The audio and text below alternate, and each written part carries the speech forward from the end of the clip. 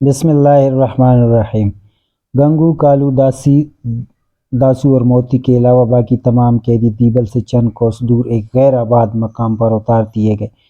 گنگو ابو الحسن کا سراغ لگانے کا بیڑا اٹھا چکا تھا، اس لیے اس نے ایک گجراتی تاجر کے بیس میں اپنے باقی ساتھیوں کے ہمراہ دیبل کی بندرگاہ پر اترنے کا فیصلہ کیا۔ جے رام اس مہم میں گنگو کی مدد کرنے کا وعدہ کر چکا تھا، تاہم اس نے زبیر کو بار بار یہ یقین دلانے کی کوشش کی تھی کہ حکومت سندھ ایسا نہیں کر سکتی۔ اگر ابو الحسن کا جہاز دیبل کے آس پاس لوٹا گیا ہے تو دیبل کا حاکم اور راجہ کو یقیناً اس کی خبر نہیں ہوگی۔ زبیر نے جواب دیا، مجھے خود یہ شبہ نہیں، لیکن میں ناہید کے شبہات کو دور کرنا چاہتا ہوں۔ شام سے کچھ دیر پہلے یہ جہاز دیبل کی بندرگاہ پر لنگر انداز ہوئے۔ مایا دیوی نے تمام عرب عورتوں کو اپنے گھر لے جانے پر اصرار کیا۔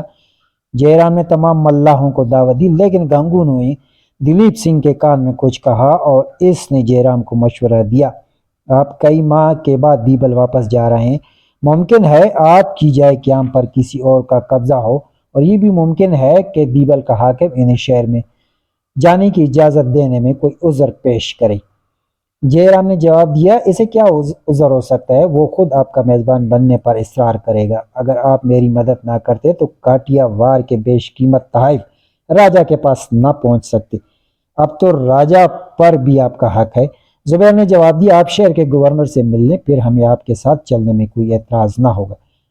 مایا دیوی نے کہا، بھیا آپ جائیں، اگر آپ کے مکان پر کوئی اور قابض ہوا تو یہ بہت بری بات ہوگی، آپ مہمانوں کو ٹھہرانے کا انتظام کرائیں، میں اتنی دیر بین ناہید کے پاس ٹھہروں گی۔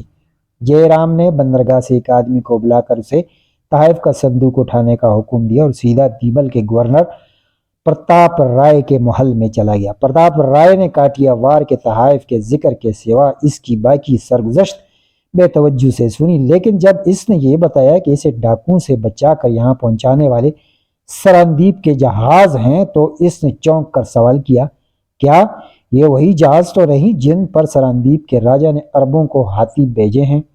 ہاں، لیکن یہ آپ کو کیسے معلوم ہوا؟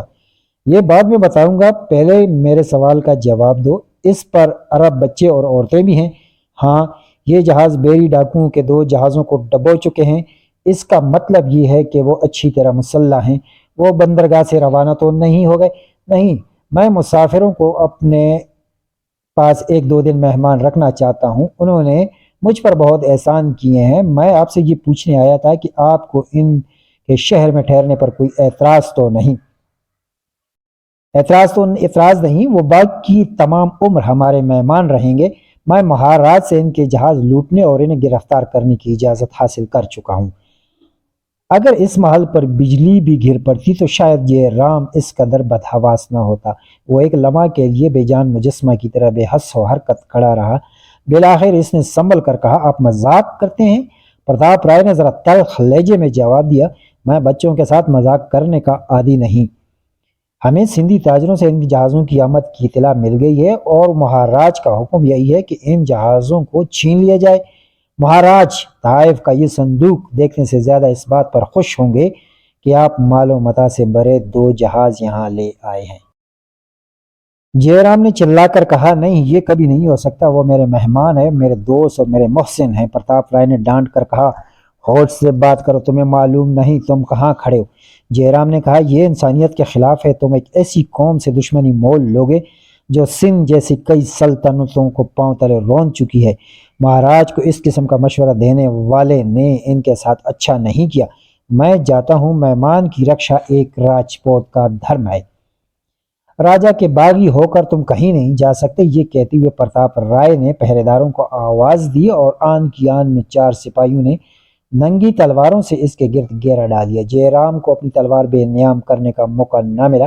پرتاپ رائے نے کہا، تمہیں کچھ دیر میری قید میں رہنا پڑے گا، بندرگاہ سے واپس آ کر میں تمہیں آزاد کر دوں گا، کل تمہیں مہاراج کے پاس روانہ کر دیا جائے گا۔ اگر تم اپنے مہمانوں کی جان بخشی کروا سکو تو میں انہیں رہا کر دوں گا، لیکن تمہاری خوشی کے لیے میں راجہ کے حکم سے سرتابی نہیں کر سکتا۔ سپاہیوں نے جے رام کو محل کی ایک کوٹڑی میں بند کر دیا۔ جے رام دروازے کو دھکے دینے، دیواروں سے سر پٹخنے، شور مچانے کے بعد خاموش ہو کر بیٹھ گیا۔ اسے اپنی بہن کا خیال آیا اور پھر وہ اٹھ کر دروازے ٹکرے مارنے لگا۔ اس نے تلوار نکالی لیکن مضبوط کواڑ پر ضربے لگانے کے بعد وہ بھی ٹوٹ گئی۔ اس نے ٹوٹے ہوئے پھل کی نوک اٹھا کر اپنے سینے میں گھومنے کا ارادہ کیا لیکن کسی خیال نے اس کا ہاتھ روک لیا۔ وہ اٹھ کر بے قراری سے کوٹلی میں ٹہلنے لگا۔ پھر اسے ایک خیال آیا اور اس نے پہرے داروں کو آواز دی، انہیں طرح طرح کے لالچ دیے لیکن کسی نے اس کے حال پر توجہ نہ دی۔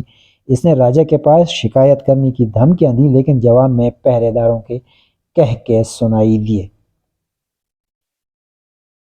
جے رام کے شہر جانے سے کچھ دیر بعد گنگو اس کے 3 ساتھی شام کے ندلبکے میں زبیر سے رخصت ہو کر شہر کی طرف روانہ ہوئے۔ شہر میں داخل ہوتے ہوئے انہیں 15-20 سوار اور ان کے پیچھے قریباً 150 پیدل سپاہی بندرگاہ کی طرف رخ کرتے ہوئے دکھائی دیے۔ گنگو کا ماتھا ٹھنکا اور وہ اپنے ساتھیوں کے ہمراہ ایک طرف ہٹ کر کھڑا ہو گیا۔ سوار اور پیدل گزر گئے تو گنگو نے اپنے ساتھیوں سے کہا، شہر کا سردار مسلح سپاہی لے کر بندرگاہ کی طرف جا رہا ہے۔ ان کی رفتار سے یہ ظاہر ہوتا ہے کہ ان کی نیت ٹھیک نہیں ہے، ہمیں واپس چلنا چاہیے۔ کالو نے کہا، اگر وہ واقعی کسی بری نیت سے جا رہے ہیں تو ہم لوٹ کر کیا کر سکتے ہیں؟ میں انہیں جہاز کے لنگر اٹھانے اور بات کھولنے کا موقع بھی نہیں ملے گا، ہمیں اپنی فکر کرنی چاہیے۔ گنگو نے کہا، اگر تم میرا ساتھ چھوڑنا چاہتے ہو تو تمہاری مرضی، لیکن میں ضرور جاؤں گا، اور داسو موتی تم بھی اگر چاہو تو جا سکتے ہو۔ ان دونوں نے یک زبان ہو کر کہا، نہیں، ہم تمہارے ساتھ ہیں۔ کالو نادم سا ہو کر بولا، میں آپ کے ساتھ ہوں لیکن ہم کیا کر سکتے ہیں؟ گنگو نے جواب دیا، ہم وہاں پہنچ کر دیکھیں گے۔ موتی نے کہا، معلوم ہوتا ہے کہ جے رام نے اپنے موصلوں کو دھوکہ دیا ہے۔ گنگو نے جواب دیا، ہو سکتا ہے، لیکن اگر اس کی نیت بری ہوتی تو وہ اپنی بہن کو وہاں کیوں چھوڑ جاتا؟ داسو نے کہا، یہ سمجھنا مشکل نہیں، وہ اپنی بہن کو اس لیے ان کے پاس چھوڑ گیا تھا کہ وہ اس کے جانے کے بعد بندرگاہ پر ٹھہرنے کا ارادہ تبدیل نہ کر لیں۔ میرا خیال ہے کہ وہ لڑکی بھی اس سازش میں شریک تھی۔ دیکھنے میں وہ کتنی بھولی بالی ہے، وہ جہاز پر اس عرب لڑکی کو اپنی بہن کہا کرتی تھی۔ گنگو نے کہا، اور جے رام خالد کو چھوٹا بھائی کہا کرتا تھا۔ جب زبیر بیمار تھا تو وہ دن رات اس کے پاس بیٹھا رہتا تھا۔ جھوٹا، مکار، دغاباز، کاش وہ میرے ہاتھ پڑ جائے، لیکن وہ لڑکی کالو، وہ ہمارے ہاتھ سے نہ جائے، اسے پکڑ کر ہم بہت سے کام نکال سکتے ہیں۔ چلو جلدی کرو، یہ باتوں کا وقت نہیں۔ گنگو اور اس کے ساتھی پوری رفتار سے بندرگاہ کی طرف بھاگنے لگے۔ عرب ملاح جہاز پر نماز مغرب ادا کرنے کے بعد دعا کر رہے تھے کہ دلیپ سنگھ نے اپنے جہاز سے ان کے جہاز پر پہنچ کر انہیں بندرگاہ کی طرف متوجہ کیا۔ زبیر اور اس کے ساتھی ساحل پر مسلح سپاہی دیکھ کر بہت پریشان ہوئے۔ 4 آدمی ایک کشتی میں سوار ہو کر جہاز پر پہنچے۔ ان میں سے ایک نے سندھی زبان میں کہا، دیبل کے حاکم سردار پرتاپ رائے آپ لوگوں کو خوش آمدید کہتے ہیں اور وہ ان جہازوں کے افسروں سے ملنا چاہتا ہے۔ دلیپ سنگھ نے پرتاپ رائے کے پیام رساں سے پوچھا، لیکن جے رام کہاں ہے؟ اس نے جواب دیا، وہ مہاراج پرتاپ رائے سے مل کر آپ لوگوں کی دعوت کا انتظام کرنے کے لیے اپنی قیامگاہ میں چلے گئے۔ مہاراج خود آپ کے استقبال کے لیے آئے ہیں۔ دلیپ سنگھ نے زبیر سے کہا، یہ ضرور کوئی فریب ہے لیکن ہمارے لیے جانے کے سوا کوئی چارہ نہیں۔ زبیر نے جواب دیا، میں خود حیران ہوں کہ دیبل کا حکمران اتنے سپاہی ساتھ لے کر کیوں آیا، لیکن مجھے جے رام سے فریب کی توقع نہیں، اس کی بہن اس جہاز پر ہے۔ ایلچی نے پھر پوچھا، میں مہاراج کے پاس کیا جواب لے کر جاؤں؟ زبیر نے کہا، ہم تمہارے ساتھ چلتے ہیں۔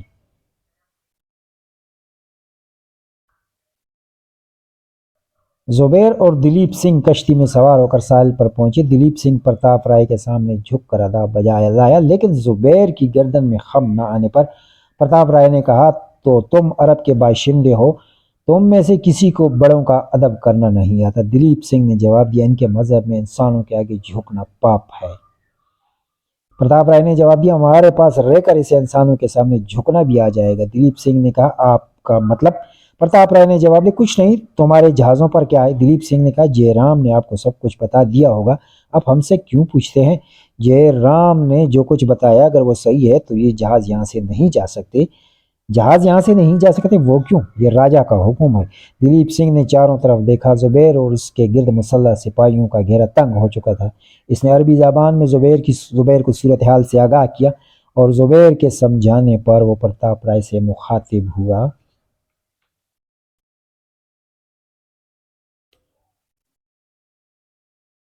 یہ سندھ کے نادار ملاحوں کی کشتیاں نہیں جن پر آپ دست درازی کر سکیں، یہ عربوں کے جہاز ہیں۔ ان پر اس قوم کی بیٹیاں سوار ہیں جو سرکشوں اور باغیوں کے مقابلے میں آندھی کی طرح اٹھتی ہے، بادل کی طرح چھا جاتی ہے۔ جو آسمان سے بجلیاں گرتی دیکھ کر نہیں ڈرتے وہ ان کی تلوار سے پناہ مانگتے ہیں۔ پرتاپ رائے نے غضبناک ہو کر تلوار نکالی۔ دلیپ سنگھ اور زبیر نے تلواریں کھینچنے کی کوشش کی لیکن کئی ننگی تلواریں اور چمکتے ہوئے نیزوں نے ان کے ہاتھ روک دیے۔ پرتاپ رائے نے کہا، تم سندھی معلوم ہوتے ہو لیکن تمہاری رگوں میں کسی بزدل غدار اور کمینے آدمی کا خون ہے۔ دلیپ سنگھ نے جواب دیا، دنیا میں سب سے بڑی غداری اور کمینگی اپنی مہمان کو دھوکہ دینا اور مجھے یہ کہنے میں باک نہیں کہ تم۔ دلیپ سنگھ کا فکرہ پورا نہ ہوا تھا کہ پرتاپ رائے کی تلوار کی نوک کی سینے میں اتر گئی اور وہ تیورا کر زمین پر گر پڑا۔ زبیر نے جھک کر اسے اپنے ہاتھوں کا سہارا دیا۔ اس نے ایک جھرجھری لے کر زبیر کی طرف دیکھا اور کہا، زبیر، تمہارے ساتھ میرا سفر ختم ہوا، میں دل پر ایک بھاری بوجھ لے کر جا رہا ہوں۔ میں جہالت کی گود میں پلا، ابو الحسن نے مجھے انسان بنایا اور تم نے میرے دل میں اسلام کے لیے ایک تڑپ پیدا کی، لیکن نامعلوم کیوں میں اب تک اپنی ضمیر کی آواز بلند کرنے سے جھجکتا رہا۔ میں لوگوں کی نظروں سے چھپ کر نمازیں پڑھ چکا ہوں، روزے رکھ چکا ہوں، لیکن اپنے مسلمان ہونے کا اعلان کرنے سے جھجکتا رہا۔ اب میں ارادہ کر رہا تھا کہ بصرہ پہنچ کر مسلمان ہونے کا اعلان کروں، لیکن خدا کو یہ منظور نہ تھا۔ مجھے ناہید کا افسوس ہے، خدا اسے بحرحم دشمنوں کے ہاتھوں سے بچائے۔ میرے دوست، مجھے بھول نہ جانا، میرے لیے دعا کر۔ دلیپ سنگھ نے پھر ایک جرجری لی اور آنکھیں بند کر لیں، چند بار کلمہ توحید دہرایا۔ اس کی آواز خفیف اور مدھم ہوتی گئی، ہونٹ کھپ کھپکائے بھینچے اور ایک دوسرے سے علیحدہ ہو گئے۔ بصرہ کے مسافر کی پتھرائی ہوئی آنکھیں کسی ایسی منزل کو دیکھ رہی تھی جس کے مسافر واپس نہیں آتے۔ دلیپ سنگھ دائمی نیند کی گود میں جا چکا تھا۔ زبیر نے انا للہ و انا الیہ راجعون کہا۔ دلیپ سنگھ کا سر زمین پر رکھ کر حقارت سے پرتاپ رائے کی طرف دیکھ رہا تھا۔ سپاہی کشتیوں پر سوار ہو کر تیر برساتی ہوئی جہاز کا رخ کر رہے تھے اور جہازوں سے تیروں کے جواب تیروں میں آ رہا تھا۔ زبیر کے لیے فرار کی تمام راہیں بند تھیں۔ پرتاپ رائے کے اشارے سے 8-10 سپاہی اس پر پل پڑے اور اسے رسیوں سے جکڑ کر زمین پر ڈال دیا۔ زبیر حسرت سے اپنی جہازوں کی طرف دیکھ رہا تھا۔ جہاز پر ناہید کے علاوہ دوسری عرب عورتیں بھی مردوں کے شانہ بشانہ لڑ رہی تھیں۔ ہاشم دیر تک دوسرے بچوں کے ساتھ ایک کونے میں چھپ کر نہ بیٹھ سکا اور اوپر آ کر خالد کے قریب کھڑا ہو گیا۔ پوچھنے لگا، ہمیں کتنی بار بحری ڈاکوؤں سے مقابلہ کرنا پڑے گا؟ خالد نے کمان میں تیر چڑھاتے ہوئے مڑ کر دیکھا۔ ہاشم کے قریب مایا دیوی حیران اور ششدر کھڑی تھی۔ اس نے کہا، مایا دیوی، تم ہاشم کو لے کر نیچے چلی جاؤ۔ مایا دیوی ہاشم کو اٹھا رہی تھی کہ ایک سنسناتا ہوا تیر آیا اور ہاشم کے سینے میں پیوست ہو گیا۔ مایا دیوی نے بھاگ کر اسے ایک کونے میں لٹا دیا اور تیر نکالنے کی کوشش کرنے لگی۔ ہاشم ایک ہلکی سی آہ اور معمولی سی کٹکھٹ کے بعد ٹھنڈا ہو گیا۔ مایا دیوی سسکیاں لیتی ہوئی اٹھی لیکن اس کے پیچھے سے ایک مضبوط ہاتھ کی گرفت میں بے بس ہو کر رہ گئی۔ کون؟ گنگو، اس نے چاند کی دھیمی روشنی میں آنکھیں پھاڑتے ہوئے دیکھ کر پوچھا۔ ہاں میں ہوں کالو، اٹھا لو اسے، اگر شور مچائے تو گلا گھونٹ دینا۔ کالو مایا دیوی کو اٹھا کر جہاز کی پچھلی طرف رسی کی ایک سیڑھی کے ذریعے اتر کر ایک کشتی پر سوار ہو گیا۔ گنگو نے آگے بڑھ کر خالد کے کندھے پر ہاتھ رکھتے ہوئے کہا، اب مقابلہ کرنے سے کچھ نہیں ہوگا، ان کی تعداد ہم سے بہت زیادہ ہے اور عقب سے بھی 2 جہاز ہم پر حملہ کرنے کے لیے آ رہے ہیں۔ میری کشتی جہاز کے پیچھے کھڑی ہے، تمہیں اور ناہید کو بچا سکتا ہوں۔ خالد نے بے پرواہی سے جواب دیا، ہم اپنے ساتھیوں کو چھوڑ کر نہیں جا سکتے، لیکن تم نہیں جانتے کہ یہ لوگ تمہاری بہن کے ساتھ کیا سلوک کریں گے۔ لیکن میں جہاز کی تمام عورتوں کو اپنی بہن سمجھتا ہوں، اب جیران کی دغا بازی سے مجھے کسی پر اعتماد نہیں رہا۔ ایک تیر ناہید کو لگا اور وہ پسلی پر ہاتھ رکھ کر بیٹھ گئی۔ خالد نے آگے بڑھ کر اسے اٹھانے کی کوشش کی لیکن اس نے کہا، میں ٹھیک ہوں خالد، تم میری فکر نہ کرو۔ خالد نے اس کے اصرار کے باوجود اسے اٹھا کر ہاشم کے قریب بٹھا دیا۔ ہاشم کی لاش دیکھ کر ناہید کو اپنا زخم بھول گیا۔ اس نے ہاشم کو جھنجھوڑ کر آوازیں دی اور انتہائی کرک کی حالت میں بولی، ہاشم تم اوپر کیوں آئے؟ گنگو نے بے خبری کی حالت میں ناہید کی پسلی سے تیر نکال کر پھینک دیا اور اسے کہا، اسے اٹھا لو۔